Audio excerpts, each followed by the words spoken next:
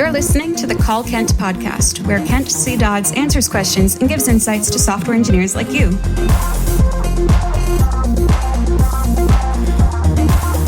Now, let's hear the call.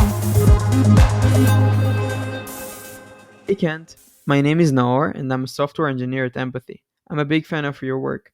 I'm planning to start a blog about software and was wondering if you have any tips on building and maintaining a blog. Thank you in advance. And that was the call. Here's what Kent had to say.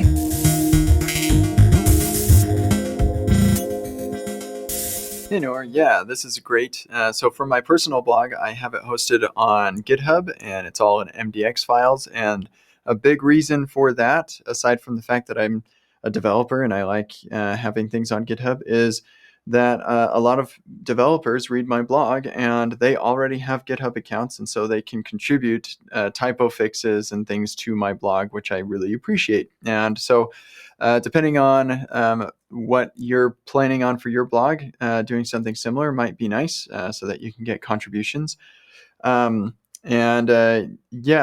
thing is that's like basically building your own CMS, making it custom, and there are some really nice tools for that now. I think Astro might be a really good option for just a content-heavy site, and you can load things in from Markdown files and just have a bunch of Markdown files for your content. As a developer, that's a pretty low-friction way to do things, and that's really what you want to do as far as being able to create content. It's just reduce the amount of friction there is between you and actually creating the content. And because like any amount of friction is going to mean that you create less content. I think there's no problem with using like a proper CMS. Lots of those have some really nice tools for managing images and stuff like that. Whereas if you do it with your own site, then you're kind of building your own infrastructure for that, and you're using tools that you would typically use for an app to make things work. It requires a little bit more work on your own, but it's also a fun learning experience. And once you have it all set up, it's quite nice. It doesn't take a lot of work for me to write a blog post myself. Actually, while we're talking about this, I should mention that most of the blog posts that I write now are written with Blog Recorder. If you go to blogrecorder.com, basically you just talk to your computer and it takes your jumble of thoughts and turns it into a coherent blog post. And you can even train their model on your previous writing so that it writes in your voice as well.